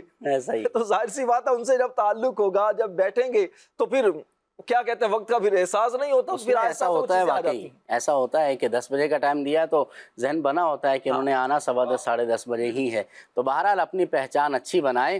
دیکھیں جو سست آدمی ہوتا ہے نا، تو میں نے ایک کتاب میں عدنان بھی پڑھا تھا کہ جو سست آدمی ہوتا ہے نا، وہ بندہ ہمارے معاشرے کے لیے یہ جو نشئی قسم کے لوگ ہوتے ہیں، چرسی موالی، ان سے زیادہ نقصان دہ سست آدمی ہمارے معاشرے کے لیے ہوتا ہے. یعنی ان کے نقصان اور ان کا جو غلط امپیکٹ ہے ہمارے معاشرے پر فضیل بھائی، وہ یقیناً ہوتا ہے. نشہ کرنا، یہ دیگر جو ہماری ممنوعات شرعیہ ہیں ان کی بچنا اس سے چاہیے لازمی. لیکن اس کا کیا، میں نے جو پڑھا کتاب کے اندر کہ وہ اپنی دنیا الگ بسا لیتے ہیں، وہ اپنے مخصوص جو ہے نا وہ ایریاز کے اندر ہی بیٹھے ہوں گے یا دنیا سے کٹ جائیں گے، الگ ہوں گے، اس کا بھی نقصان ہے. لیکن سست آدمی جہاں کہیں بھی ہے وہاں پر وہ دوسروں کو بھی سست بنائے گا. کاموں کے اندر رکاوٹیں آئیں گی، کام پینڈنگ جو ہے وہ ہو جائیں گے. اسی طرح اگر کسی ادارے کے اندر ہے، کسی منصب پر ہے، وہ سست آدمی اچھا خود سست ہے تو سارے جو ٹارگیٹس ہیں وہ بھی جو ہے وہ سستی کا شکار ہیں، وہ پینڈنگ کا شکار ہیں. تو سارا ادارہ ہی پھر ایک وقت آئے گا کہ خسارے میں چلا جائے گا اس ایک بندے کی وجہ سے. تو بہرحال سست اگر بندہ گھر کے اندر ہے تو گھر کے سارے معاملات بکھرے پڑے ہیں، کوئی کام جو ہے وہ گھر کا وقت پہ نہیں ہوتا ہے. اگر جاب کرتا ہے تو وہ ساری خراب ہو جاتی ہے، گھر کے اندر موجود ہے تو گھر خراب ہے. اچھا اگر اپنا کاروبار کرتا ہے تو سستی کی وجہ سے کاروبار کے اندر نقصان ہو جاتا ہے. تو بہرحال اپنے آپ کو وقت کا پابند کرنا چاہیے. دیکھیں ایک ہی کلاس کے اندر 10 بچے پڑھ رہے ہوتے ہیں، تمامی اسٹوڈنٹس ہوتے ہیں، لیکن فارغ ہونے کے بعد کوئی کسی منصب پر ہوتا ہے، کوئی کسی منصب پر ہوتا ہے. استاد کی توجہ تو سب پر یکساں رہی، سب کا ایک ہی سلیبس تھا، سب کو ایک ہی چیزیں ملی. مگر ایسا کیا ہوا کہ ایک تو بڑا آفیسر بن گیا، دوسرا جو ہے وہ کسی عام سی نوکری پر موجود ہے. وجہ یہ کہ اس نے اپنی وقت کی قدر کی اور اس نے وقت کی اہمیت کو پہچان کر فضولیات میں وقت کو نہیں گزارا، بلکہ جو ہے اپنی وقت کی اہمیت کو سمجھتے ہوئے اس نے اچھا جو ہے وہ وقت گزارا ہے. اہمیت ہمارا آج ایک ٹاپک ہے. مختلف چیزوں کی اہمیت کو ہمیں پہچاننا چاہیے. اگر پہچان لیں گے تو اس کی قدر بھی پیدا ہوگی اور اس پر انشاءاللہ ہم سیریس بھی ہوں گے، اپنی زندگی کے اندر اسے اپنائیں گے بھی. خاص طور پر بات کریں گے آج فضیل بھائی، آپ بتائیے کہ والدین کی اہمیت اسلام میں کیا ہے؟ ماں باپ کی اہمیت کے حوالے سے قرآن پاک کی مختلف آیات ہماری رہنمائی کرتی ہیں. مشہور قرآن پاک کی آیت ہے، اللہ پاک ارشاد فرماتا ہے وَبِالْوَالِدَيْنِ إِحْسَانًا إِمَّا يَبْلُغَنَّ عِندَكَ الْكِبَرَ أَحَدُهُمَا أَوْ كِلَاهُمَا فَلَا تَقُل لَّهُمَا أُفٍّ وَلَا تَنْهَرْهُمَا وَقُل لَّهُمَا قَوْلًا كَرِيمًا. اللہ پاک ارشاد فرماتا ہے اور ماں باپ کے ساتھ اچھا سلوک کرو. اگر تیرے سامنے ان میں سے ایک یا دونوں بڑھاپے کو پہنچ جائیں، ہوں اف نہ کہنا اور انہیں نہ جھڑکنا اور ان سے تعظیم کی بات کہنا. وَاخْفِضْ لَهُمَا جَنَاحَ الذُّلِّ مِنَ الرَّحْمَةِ وَقُلْ رَبِّ ارْحَمْهُمَا كَمَا رَبَّيَانِي صَغِيرًا. اور ان کے لیے عاجزی کا بازو بچھا اور عرض کر کہ اے میرے رب تو ان دونوں پر رحم کر جیسا کہ ان دونوں نے چھٹپن میں یعنی بچپن میں مجھے پالا. ربکم اعلم بما فی نفوسکم، اور تمہارا رب خوب جانتا ہے جو تمہارے دلوں میں ہے. عمران بھائی، قرآن پاک کی یہ آیات ہمیں والدین کی اہمیت بالکل واضح انداز میں بیان کرتی ہے. اچھا، ماں باپ جب تک بچہ چھوٹا ہوتا ہے تو ماں باپ اس کو سہارا دے رہے ہوتے ہیں، اس کو پال رہے ہوتے ہیں، اس کی کمزوری میں اس کا ساتھ دے رہے ہوتے ہیں. لیکن جب وقت گزرتا رہتا ہے اور یہی بچہ جب لڑکپن میں آتا ہے، پھر جوانی کی دہلیز پہ آتا ہے اور پھر اس میں ایک مضبوطی اور قوت آتی ہے، تو اب ماں باپ کی عمر وہ ڈھلنا شروع ہوتی ہے اور وہ بڑھاپے کی طرف بڑھ رہے ہوتے ہیں. قرآن پاک میں خاص طور پر بڑھاپے کا ذکر کیا گیا ہے، کیونکہ بڑھاپا ایک ایسی کیفیت ہے جس میں انسان ایک بہت ہی کمزور ہو جاتا ہے. کہتے ہیں کہ بوڑھا اور بچہ یہ سیم ہو جاتے ہیں، یعنی پچپن اور بچپن یہ قریب قریبی ہو جاتے ہیں. تو اب اس وقت جب اولاد جوان ہیں اور ماں باپ کمزور ہیں، اس وقت اس کے اپنے اعصاب پہ اس کو کنٹرول، اب اس وقت ان کے ساتھ جو بیہیویئر ہے، اس وقت اس کا جو انداز ہوگا، اس وقت کی تعلیم اسلام نے کی ہے کہ نہ ان کو اف کہنا ہے، نہ ان کو جھڑکنا ہے۔ تو اب بسا اوقات ایسا ہوتا ہے، بہت سارے لوگ ملتے ہیں اور جن کے ماں باپ دنیا سے پردہ کر جاتے ہیں، انتقال کر جاتے ہیں، تو اب وہ ان کو احساس ہوتا ہے کہ ماں کی اہمیت کیا ہوتی ہے، والد صاحب کی اہمیت کیا تھی، پھر وہ کلام بھی سن رہے ہوتے ہیں اور بسا اوقات وہ کلام ان کی رکت بھی بڑھا رہے ہوتے ہیں، لیکن اب انہوں نے جو کچھ کیا ماں باپ کے ساتھ، اب ان کو یاد آ رہا ہوتا ہے کہ میں نے امی کو فلاں بات یوں کہہ دی تھی، میں نے ابو کو فلاں بات یوں کہہ دی تھی، میں نے اپنے گھر والوں کے سامنے ان سے یوں جھڑک کے بات کر لی تھی۔ یہ چیز اب اس کو یعنی بہت ہی توڑ رہی ہوتی ہے۔ اسلام شروع سے تربیت کرتا ہے کہ ہمیں اپنے ماں باپ کے ساتھ نہ اف کہنا ہے اور نہ ان کو جھڑکنا ہے اور ان سے نرمی کی بات کرنی ہے۔ اچھا عمران بھائی، اس میں بھی ایک بہت ہی اہم پوائنٹ ہے کہ اپنے اوپر کنٹرول کیسے ہو۔ ہمارے استاد صاحب نے ایک دفعہ تربیت کی، فرمایا کہ اگر آپ چاہتے ہیں کہ رشتہ مضبوط رہے، ماں باپ کے ساتھ آپ محبت کے ساتھ رہیں، دل میں کوئی ان کے بارے میں غلط خیال نہ آئے، شادی کے بعد خاص طور پر جب بچے ہو جاتے ہیں، بسا اوقات گھر سے بندہ الگ ہو جاتا ہے یا گھر کے اندر جوائنٹ فیملی میں رہ رہا ہوتا ہے، تو کہا اس وقت اپنی طبیعت کو ماں باپ کی طبیعت کے مطابق کر لیں۔ صحیح، یعنی جہاں تک شریعت اجازت دیتی ہے، جہاں شریعت منع کرے گی تو وہ الگ ایک ٹاپک ہے، لیکن شریعت کے دائرے میں رہتے ہوئے اپنے آپ کو ماں باپ کے تحت کر دیں۔ یعنی ایسا ہو کہ بندہ جو ہے آقا کے سامنے غلام ہوتا ہے، کہ غلام کبھی اپنے آقا کے سامنے زبان کو تیز نہیں کرے گا، نہ آقا کو جھڑکے گا۔ تو ماں باپ نے اگر کوئی بات بولی اور سمجھ میں نہیں آ رہی تو اس وقت اپنے آپ کو ایک غلام سمجھے اور ان کی بات کو تسلیم کر لے یا اس وقت صبر کر لے، تو بسا اوقات ماں باپ کا غصہ یہ نارمل ہو جاتا ہے اور وہ بھی بعد میں احساس کرتے ہیں۔ بالکل ایسا تو بسا اوقات ہم اپنی ٹون میں رہتے ہیں اور ماں باپ کے ساتھ بھی بسا اوقات ہمارے جو بیہیویئر ہے وہ اچھا نہیں ہوتا۔ بالکل، اس پر غور کرنا چاہیے۔ ناظرین، ماں باپ کی اہمیت ایک یہ بھی ہے کہ یاد رکھیں کہ ماں باپ سے بڑا مخلص دنیا میں آپ کے ساتھ کوئی نہیں ہے۔ کسی کی بھی محبت فری میں نہیں ملتی ہے، ماں باپ کی محبت فری میں ملتی ہے۔ اللہ کسی کا بھی اخلاص فری میں بھی ملتا ہے سوائے ماں باپ کے اور پیر و مرشد کے۔ تو بہرحال ماں باپ کی اہمیت کو سمجھیں۔ ہر بندہ یہ چاہتا ہے کہ آپ سے آگے بڑھ جائیں، لیکن آپ کے ماں باپ یہ چاہتے ہیں کہ آپ اپنے ماں باپ سے آگے بڑھیں۔ ماں باپ یہ چاہتے ہیں کہ جو میرے اندر کمیاں ہیں، جو میں نہ کر سکا میری اولاد وہ کر لے، جو میں نہ پا سکا میری اولاد وہ پا لے، جتنا میں کامیاب ہوا میری اولاد اس سے زیادہ کامیاب ہو جائے، کسی کا محتاج نہ رہے۔ والدین جو ہے اولاد کے بارے میں اتنا سوچتے ہیں، یہ ماں باپ کی اہمیت ہے، تو بہرحال اس کو سمجھنا چاہیے۔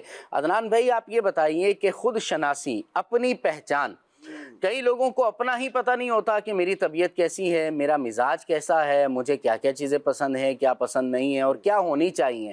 تو خود شناسی اگر بندے کو ہو جائے تو بھی بڑی اس کو جو ہے وہ افادیت اور اس کو فائدہ ملتا ہے۔ تو یہ خود شناسی کیا ہے اور کیسے پیدا ہو؟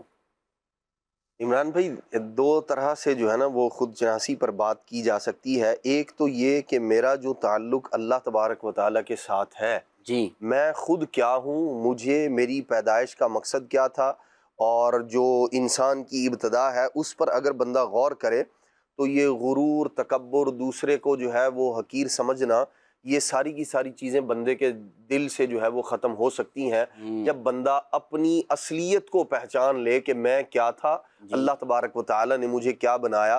تو اس اعتبار سے بھی اس بات کی اہمیت ہے کہ بندہ اپنی اصلیت کو، اپنے آپ کو جانے اور پہچانے، اور پھر یہ وہ چیز ہے کہ جو انسان کو بہت سارے گناہوں سے بچانے کا ذریعہ اور سبب بن سکتی ہے۔ آج اللہ تبارک و تعالیٰ نے جو عزت عطا فرمائی ہے، جو شکل صورت کے اندر اللہ تبارک و تعالیٰ نے ایک اعتدال اور ایک حسن بندے کو عطا فرمایا ہے، اس سب کے اندر اس کا اپنا کچھ بھی کمال نہیں ہے۔ یہ جو کچھ ہے، اگر یہ سمجھ رہا ہے کہ مجھے اللہ تبارک نے حسن و جمال عطا فرمائی، یہ محض اس کا فضل ہے۔ اس نے کوئی اس کی عبادت نہیں کی تھی ایسی جو پہلے سے کسی نے کی ہو اور اس کے بدلے میں اللہ کریم نے اس کو عطا فرما دیا، ایسا نہیں ہے۔ بندے کے اعضاء جو سلامت ہیں یا اسی طرح جو دیگر چیزیں ہیں اس کے بدن کے اندر اللہ تبارک نے ایک تناسب رکھا ہے، اعضاء کے اندر ایک خوبصورتی رکھی ہے، یہ سب کا سب محض اللہ کا فضل ہے اس بات کو پہچانے کہ میں دنیا میں آیا اللہ کے فضل سے ہوں، اور ابھی بھی جو نعمتیں میرے پاس ہیں یہ اللہ کے فضل سے ہیں، میرا اس کے اندر کچھ بھی نہیں ہے۔ اور پھر جو کچھ میں اگر کوئی صدقہ خیرات کر رہا ہوں، اگر کوئی نیکیاں مجھ سے جو ہے وہ سرزد ہو رہی ہیں، میں نیکیاں کر پا رہا ہوں، یہ بھی اللہ کا فضل ہی ہے، بالکل یہ بھی اسی کی عنایت ہے۔ اس اعتبار سے بھی اپنے آپ کو شکر گزاری کی طرف لائے، اللہ تبارک و تعالیٰ کی عبادت کی طرف آمادہ کرے اپنے آپ کو کہ یہ مجھ پر اللہ کا فضل ہے۔ اور اس فضل کے نبی پاک صلی اللہ تعالیٰ علیہ وآلہ وسلم کو جو مشہور فرمان ہے، جو آپ عبادت فرمایا کرتے تھے ساری ساری رات اور پاؤں مبارک جو ہے وہ سوج جاتے تھے، اس کے جواب میں حضور نے یہ ارشاد فرمایا تھا کیا میں اللہ کا شکر گزار بندہ نہ بنوں؟ تو یہ بندے کو شکر گزاری کی طرف لے کر جاتا ہے۔ بندہ بندگی سے ہے، عبدیت سے ہے، آدمی جو ہے وہ اس کی پہچان اللہ تبارک تعالیٰ کی عبادت ہونی چاہیے۔ اور بلکہ جب آدمی خود شناسی کی طرف آتا ہے نا، کہ اپنے آپ کو پہچان لیتا ہے، تو پھر بہت سارے مسائل اس کے حل ہو جاتے ہیں۔ حضرت ابراہیم بن ادم رحمۃ اللہ تعالی علیہ، یہ کسی اور اللہ کے ولی کے بارے میں ہے کہ وہ بازار میں گئے غلام کو خریدنے کے لیے، انہیں ضرورت تھی، دیکھا کہ غلام ہے تو اس کو خرید لیا۔ فرمایا بھی کیا نام ہے تمہارا؟ انہوں نے کہا جی میں تو غلام ہوں، میرا کیا نام ہونا ہے، آپ میرے آقا ہیں، آپ نے مجھے خرید لیا، جو نام آپ دیں گے وہی میرا نام ہے۔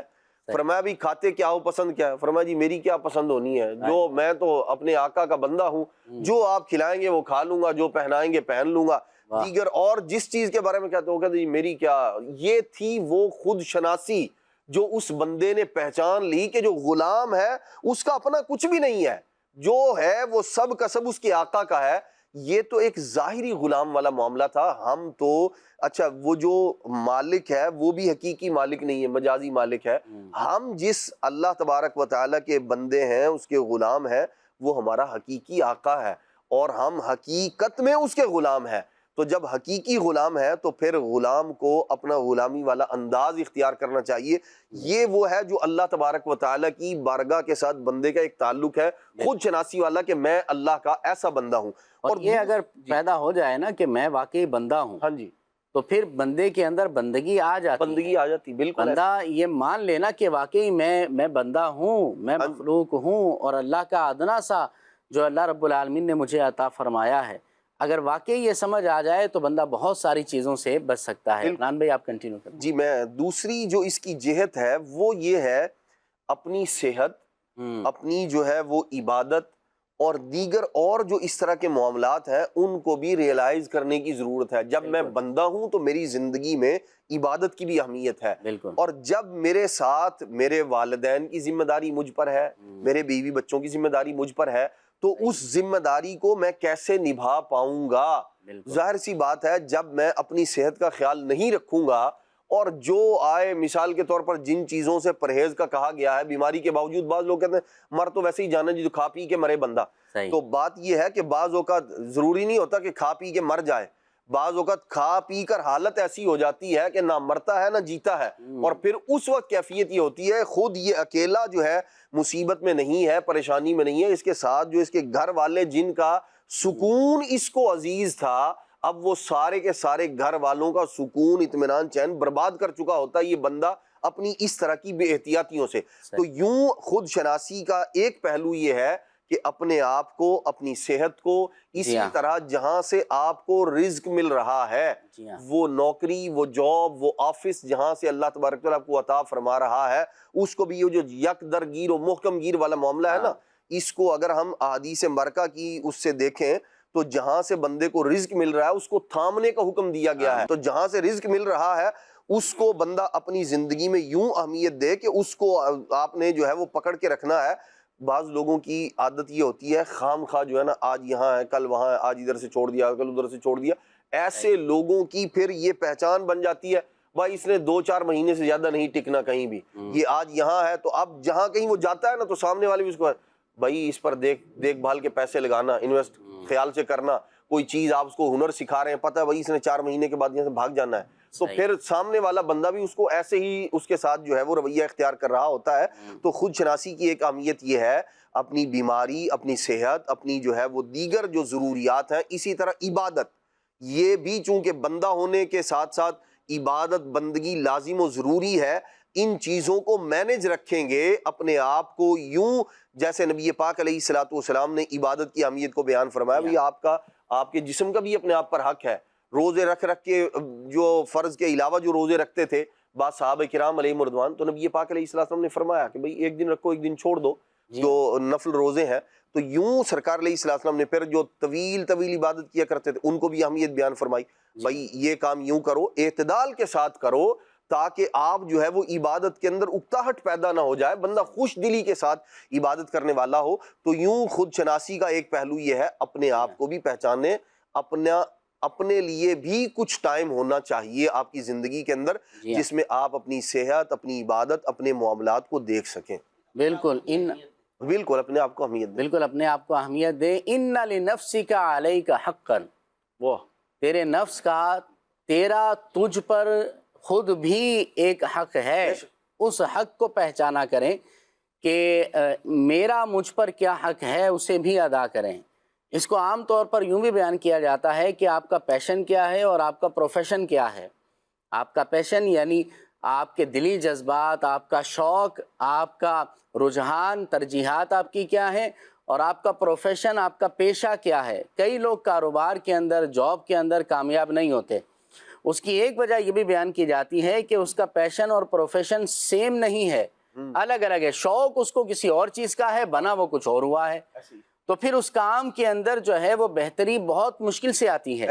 اگر اپنا پیشن اور پروفیشن ہی وہ رکھ لیں کہ آپ کو جس چیز کا شوق ہے، اور یقیناً ہم سمجھتے ہیں، آپ بھی سمجھتے ہیں کہ ہم جائز باتوں کی بات کر رہے ہیں، ناجائز و حرام باتوں کی طرف تو ظاہر ہے کہ جانا نہیں. اگر اس چیز کا شوق ہے تو اس سے تو اللہ کی پناہ مانگنی چاہیے، رب سے استغفار کرنی چاہیے، اس سے تو بچنا ہے. پھر اپنے پیشن کو تبدیل کریں.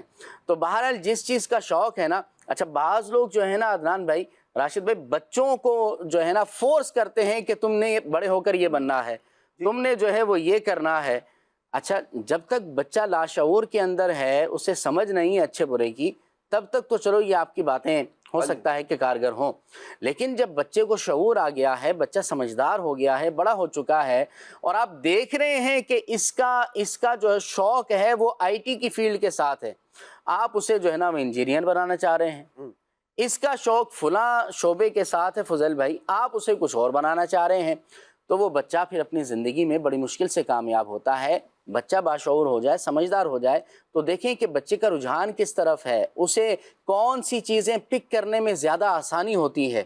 تو مطلب یہ ہوگا کہ یہ اس کا پیشن ہے، یہ اس کا شوق ہے، اور جو اس کا شوق ہو اس کے لیے وہی چیزیں مہیا کی جائیں، آسانیاں اس کے لیے پیدا کی جائیں، تو بچہ پھر آگے جو ہے نا بڑا کامیاب ہوتا ہے، والدین کے نام کو روشن بھی کیا کرتا ہے. اپنے اوپر بھی غور کریں.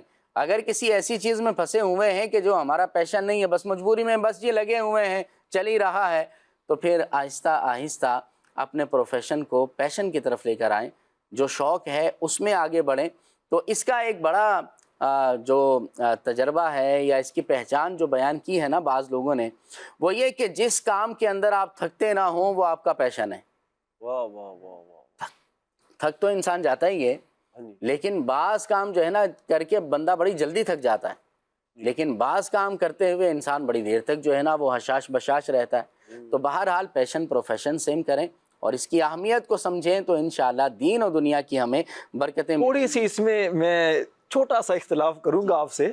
یہ جو آپ فرما رہے ہیں پیشن اور پروفیشن کے حوالے سے، دیکھیے اوورآل اچھی چیز ہے، ہونا بھی یہی چاہیے، لیکن عمران بھائی زندگی کا ایک جو نظام ہے نا جی، یہ ہمارے نہ تو چاہنے سے اس طرح ہوتا ہے، صحیح، نہ ہی ہمارے ارادوں کا تابع ہے، نہ ہی ہماری کوششوں سے ہمیں وہ چیز ملتی ہے.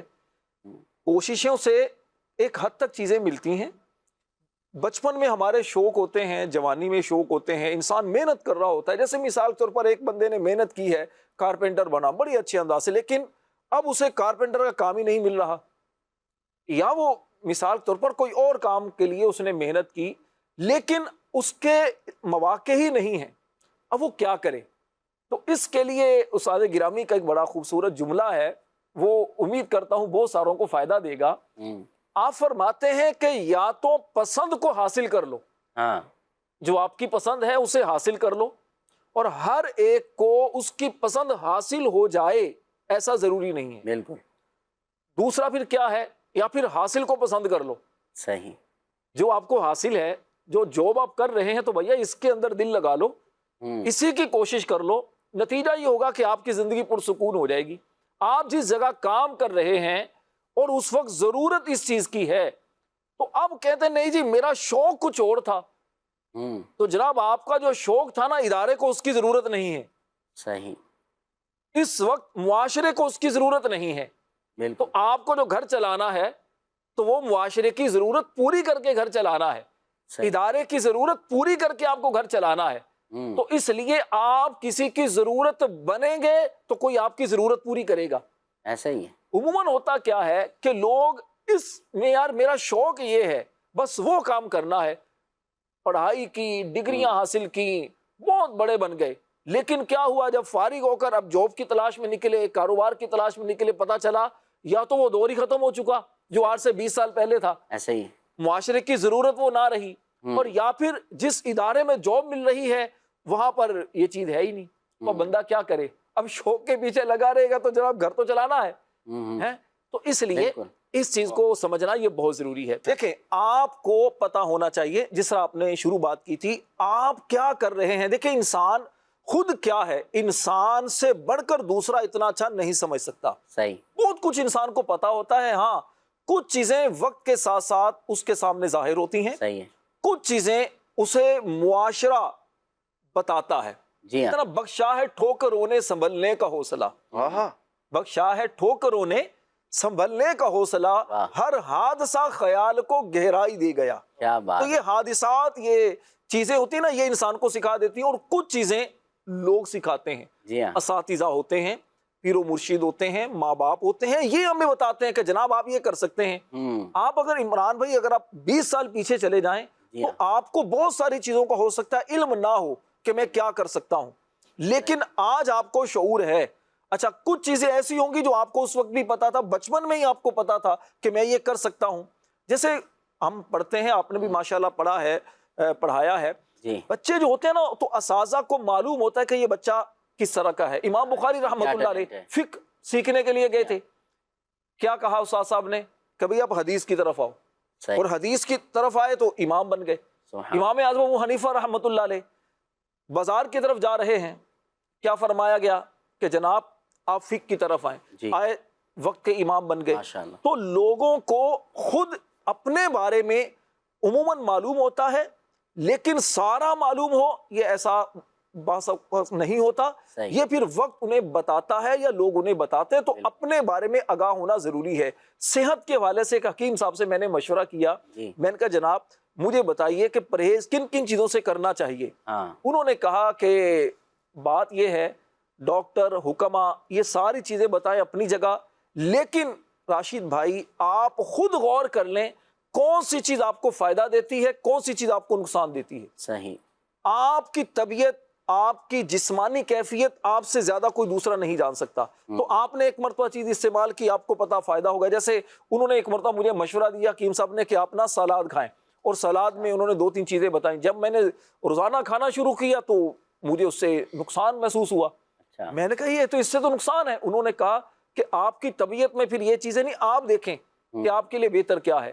تو بعض اوقات ایسا ہوتا ہے, تو خود شناسی, اپنی ذات سے آگاہی, اپنی صلاحیتوں سے آگاہی, تو یہ جاننا یہ بہت ضروری ہے. اچھا جس کو یہ پتہ چل جائے نا تو وہ پھر انسان بہت آگے جاتا ہے. عموماً انسان ایک بہت بڑا زندگی کا وقت ایسے ہی گزارتا ہے, اسے معلوم ہی نہیں ہوتا میں کیا ہوں. دوست بھی بتاتے ہیں کہ آپ کیا ہیں, بالکل, دوست بھی انسان کو بتا دیتے ہیں. اچھے جو دوست ہوتے ہیں نا, اللہ کی نعمت ہوتے ہیں, یہ بھی بتاتے ہیں کہ یار آپ نے یہ کام بڑا اچھا کر سکتے ہیں. اچھے بتا دیتے ہیں اور پھر دوسرے جو ہے نا ڈبا دیتے ہیں.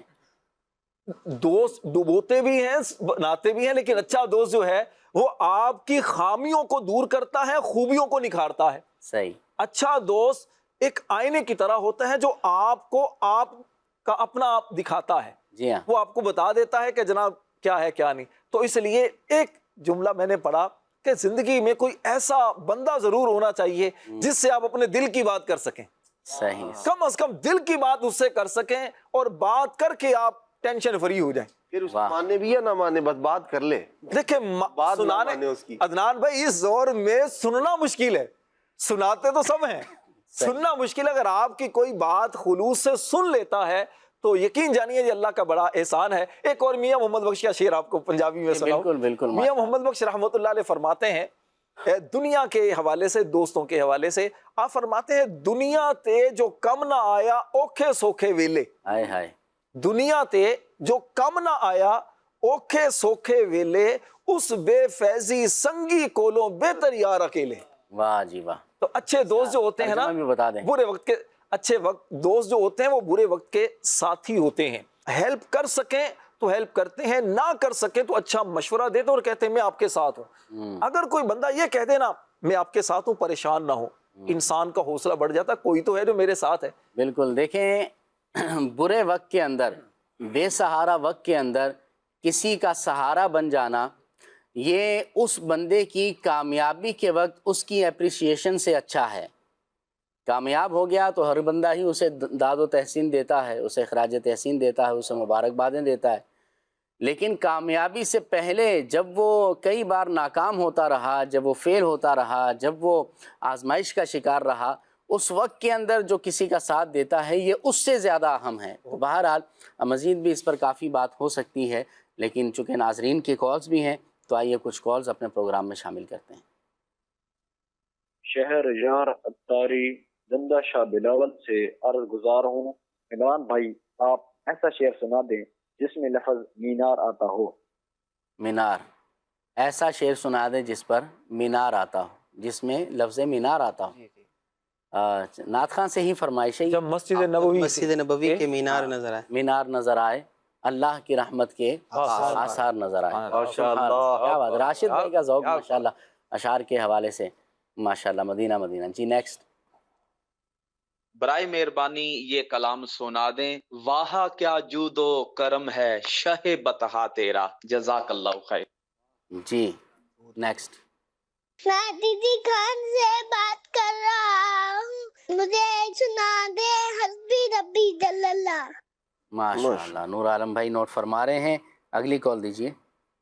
فاروق شہزاد بات کر رہا ہوں فیصل آباد سے۔ آپ کا پروگرام ہمیں بہت پسند ہے، شوق سے ہم دیکھتے ہیں۔ باقی والدہ کی صحت یابی کے لیے دعا فرما دیجئے، اور ان کو ایک نعت بہت پسند ہے، اور خاص طور پہ ہمارے بچوں فراج، میر حسن اور نالائن زہرا کو بھی بہت پسند ہے، چمک تجھ سے پاتے ہیں سب پانے والے، یہ نعت سنوا دیجئے۔ اللہ پاک والدہ ماجدہ کو شفا عطا فرمائے، نظر بد سے بچائے، اور آپ کے بچوں کو بھی اللہ پاک آپ کی آنکھوں کا نور بنائے۔ جی اگلی کال دیجیے۔ میں ہوں زینت فاطمہ تار یکجانا سے، مجھے یہ کلام سنا دے، کالیاں زلفاں والا دکھی دلاں دا سہارا، قسم خدا دی مینوں سب نال پیارا، جزاک اللہ خیر۔ دعوت اسلامی زندہ باد، زندہ باد، ماشاءاللہ۔ اگلی کال۔ میرا نام محمد سلیم ہے، سنا دیں، آئے آقا مدنی آقا میرے پیارے پیارے آقا۔ جی انشاءاللہ۔ مزید؟ میرا نام محمد فراز ہے، میں صوبہ سندھ ضلع سانکر سے ہوں۔ ایک میں ہی نہیں ان پر قربان زمانہ ہے، یہ سنا دیں، جزاک اللہ خیرہ۔ آمین و ایاکم۔ بہت پیارا ماشاءاللہ کلام۔ کچھ میسیجز بھی شامل کرتے ہیں۔ السلام علیکم ورحمۃ اللہ وبرکاتہ۔ وعلیکم السلام ورحمۃ اللہ وبرکاتہ۔ جی یہ فرمائش ہے، مجھے یہ کلام سنا دیں، پھر کے گلی گلی تباہ ٹھوکریں سب کی کھائیں کیوں۔ اچھا جی، کچھ تعریفی بھی میسیج آئے ہوئے ہیں۔ اس کے بعد نعت سنا دیجئے، آقا آ جائیے۔ اچھا، ایک اور میسیج آیا ہے کہ طاہر محمود میرپور کشمیر کھڑی شریف سے ہیں ماشاءاللہ، تو کہتے ہیں مجھے یہ کلام سنا دیں، آج اشک میرے نعت سنائیں تو عجب کیا۔ کہتے ہیں آج میرا کلام لازمی شامل کریں، میری طرف سے 5000 درود پاک کا تحفہ تمام اسلامی بھائیوں کو پیش کیا جاتا ہے۔ چلیں جی، جزاک اللہ۔ ایک اور میسیج ہے کہ میرا نام احمد رضا ہے، میں تاندلیاں والا سے بات کر رہا ہوں۔ مرحبا۔ نعت خواہ بھائی سے گزارش ہے کہ مجھے یہ نعت سنا دیں، میں تو 5 تن کا غلام ہوں۔ اسی طرح ایک عتیق الرحمن اتاری بھائی ہیں راولپنڈی سے، ماشاء اللہ کھلے آنکھ کہتے کہتے بہت پیارا پروگرام ہے، بہت خوبصورت ہے، نماز کی اہمیت کے بارے میں بھی کچھ مدنی پھول ارشاد فرمائیں، جزاک اللہ خیرہ۔ اللہ پاک دعوت اسلامی کو مزید برکتیں عطا فرمائے۔ فضیل بھائی، نماز کی اہمیت۔ دین اسلام میں نماز کی اہمیت قرآن پاک کی متعدد آیات میں ہمیں نظر آتی ہے۔ نبی پاک صلی اللہ علیہ وسلم کی احادیث میں بھی اس کا ذکر ملتا ہے۔ یعنی اگر بندہ اسی کو سامنے رکھ لے کہ نبی پاک صلی اللہ علیہ وسلم نے ارشاد فرمایا کہ نماز میں میری آنکھوں کی ٹھنڈک ہے، تو اسی چیز کو سامنے رکھے کہ میرے حضور صلی اللہ علیہ وسلم کی آنکھوں کی ٹھنڈک نماز میں ہے، تو میں نماز پڑھوں، پابندی سے پڑھوں، تو انشاءاللہ بندے کی جو استقامت ہے وہ بھی اس کو نصیب ہوگی۔ اور قرآن پاک میں جو اللہ پاک نے فرمایا وَأَقِیمُوا الصَّلَاةَ وَآتُوا الزَّکَاةَ، نماز قائم کرو، کہیں فرمایا کہ نماز کو اس کے وقت میں ادا کرو، نماز مقررہ وقت پر فرض کی گئی ہے، تو بندہ اس لیے نماز پڑھے کہ میرے رب نے حکم دیا ہے اور پیارے آقا صلی اللہ علیہ وسلم نے مجھے نماز میں اپنی آنکھوں کی ٹھنڈک فرمائی ہے، تو انشاءاللہ دنیا میں بھی اس کی ٹھنڈک نصیب ہوگی اور آخرت میں بھی اس کو ٹھنڈک نصیب ہوگی انشاءاللہ الکریم۔ نماز کا پابند ہونا چاہیے، نماز ہی تو ہماری پہچان ہے، اور نماز سے محبت یہ یقیناً ہونی چاہیے۔ نبی پاک علیہ الصلوۃ والسلام کی سیرت میں بھی ملتا ہے، اسلام میں بڑی اس کی اہمیت کو بیان کیا گیا۔ اللہ توفیق عطا فرمائے۔ ایک کلام مجھے سنا دیجئے، ٹھنڈی ٹھنڈی ہوا مدینے کی، محمد نواز اتاری بھائی رحیم یار خان سے ہیں۔ ایک اور میسیج ہے کہ نعت سنا دیں مدینے والی پنجابی نعت۔ اچھا بھائی، غم سبھی راحت و تسکین میں ڈھل جاتے ہیں، یہ کلام بھی سنا دیں۔ اوباڑو سندھ سے یہ میسیج آیا ہے۔ آئیے کچھ آپ کی فرمائشیں شامل کرتے ہیں۔ جی نور عالم بھائی۔ صلو علی الحبیب صلی اللہ تعالی علی محمد صلی اللہ تعالی علیہ وسلم۔ آجا عشق میرے نعت سنائے تو جب کیا جشن میرے نعت سنائے تو جب کیا جشن میرے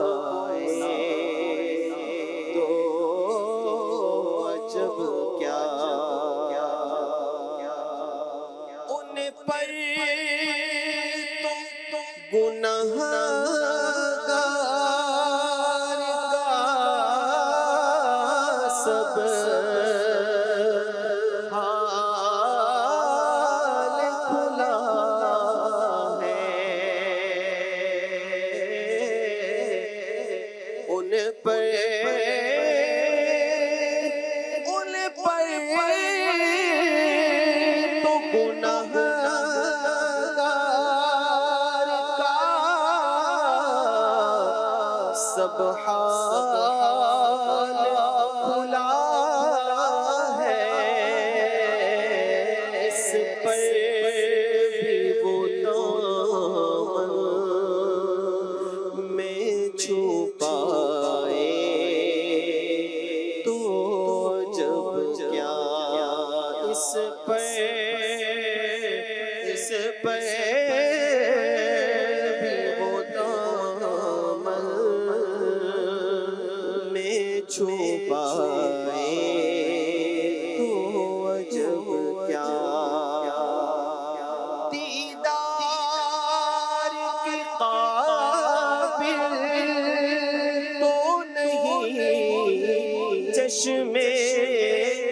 تمنا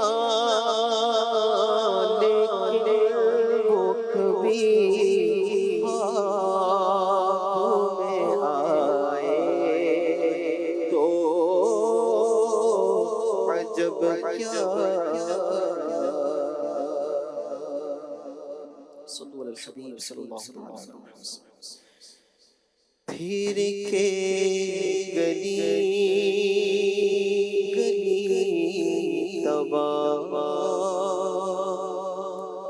ٹھوکریں سب کھائے کیوں پھر کے گلی گلی تباہ ٹھوکریں سب کھائے کیوں دل کو جو عقل دے خدا تیری گلی سے جائے کیوں دل کو جو عقل دے خدا تیری گلی سے جائے کیوں پھر کے گلی گلی تباہ ٹھوکریں سب کھائے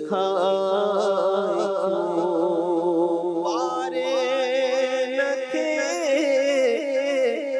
حبیب کو پالتے ہی غریب کو پارے نہ تھے حبیب کو پالتے ہی غریب کو روئے جو اب نصیب کو چین کہو گوائے کیوں دل کو جو عقل دے خدا تیری گلی سے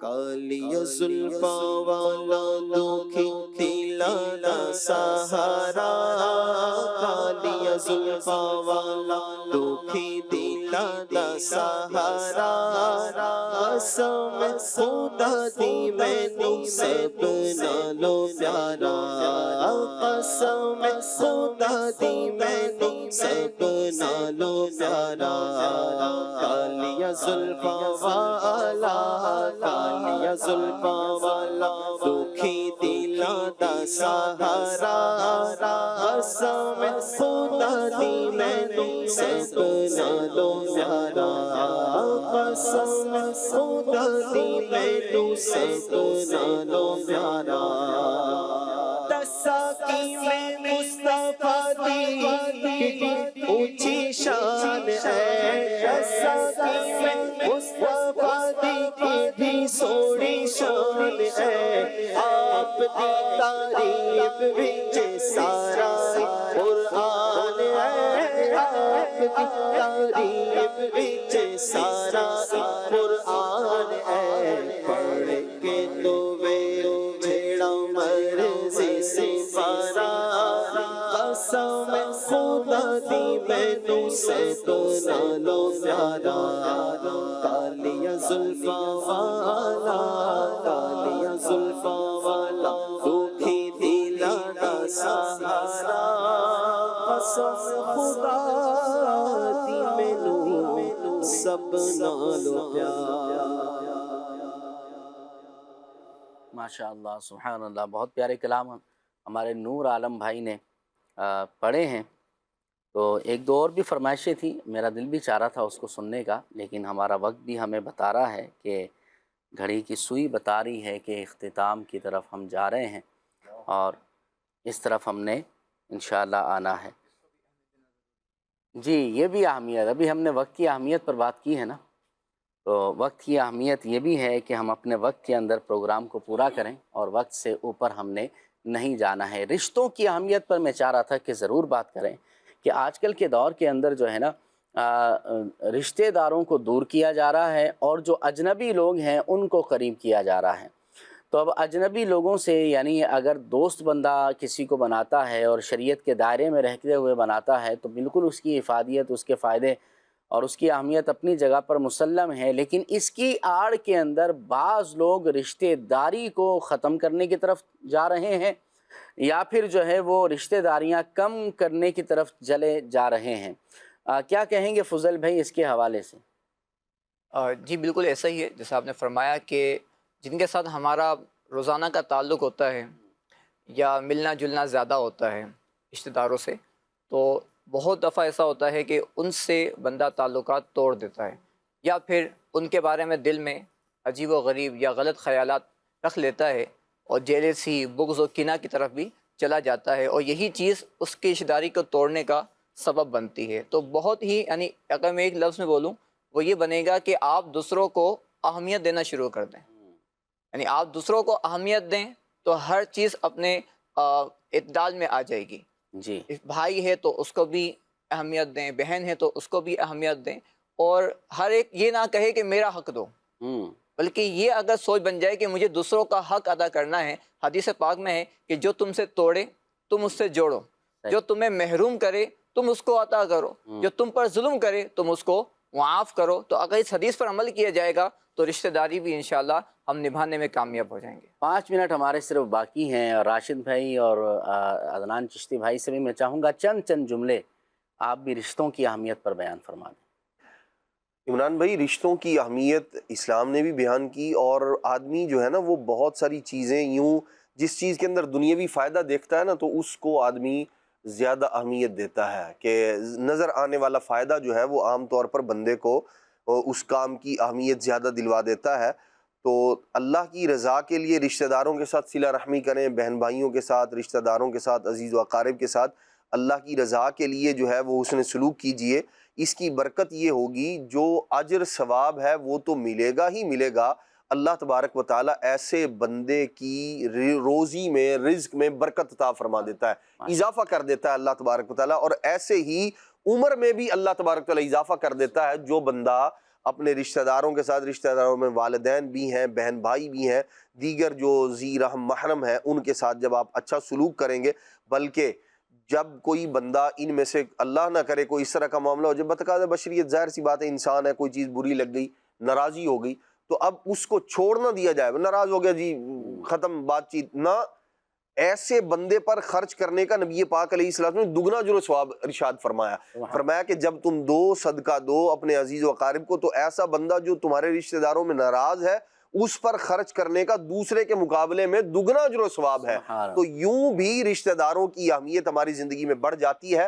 ہمیں چاہیے کہ جن رشتوں کے نبھانے کا اللہ رسول نے حکم دیا ہے ان کو بالکل نبھائیں، اور جن کے نہ نبھانے کا حکم دیا ہے، جن کی کوئی اہمیت شریعت نے بیان نہیں کی، لوگوں نے خود سے بنا لیے ہیں جھوٹے رشتے، بلکہ بعض اوقات وہ گناہ پر مبنی ہوتے ہیں، ایسوں سے جان چھڑائیں اور جو اللہ رسول کے عطا کردہ رشتے ہیں ان کو نبھائیں۔ جی راشد بھائی۔ عمران بھائی، رشتے کمزور ہونے کی 2-3 وجوہات عرض کرتا ہوں۔ ایک وجہ تو یہ ہوتی ہے کہ رشتوں کو نبھایا کم اور آزمایا زیادہ جاتا ہے، جس کی وجہ سے رشتے کمزور ہوتے ہیں اور بالآخر ٹوٹ جاتے ہیں۔ کیا بات ہے۔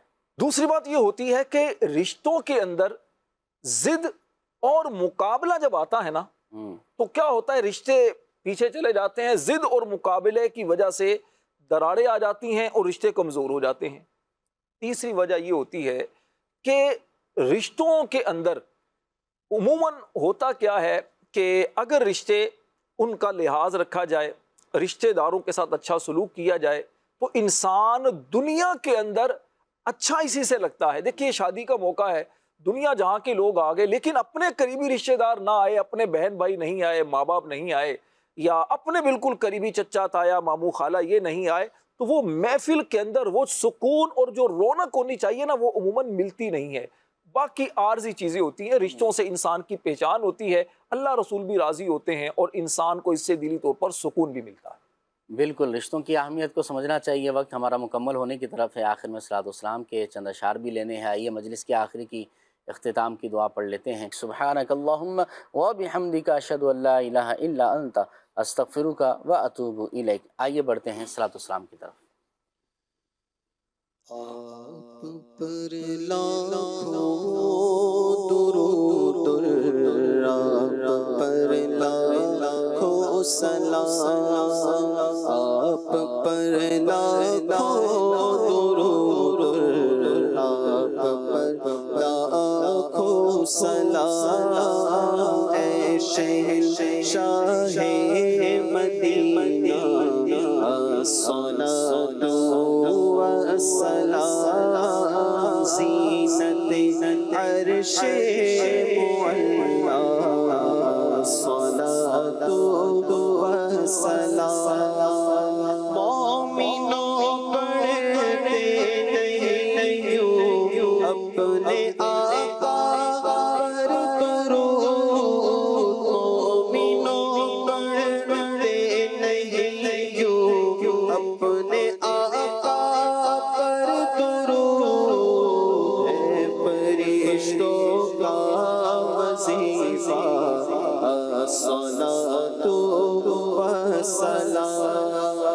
میں وہ سنی ہوں جمیل قادری مرنے کے بعد میں وہ سنی ہوں جمیل قادری مرنے کے بعد میرا لاشا بھی کہے گا الصلاۃ والسلام اے شہنشاہ مدینہ الصلاۃ والسلام زینت عرش معلا الصلاۃ والسلام. کھلے آنکھ صلی علی کہتے کہ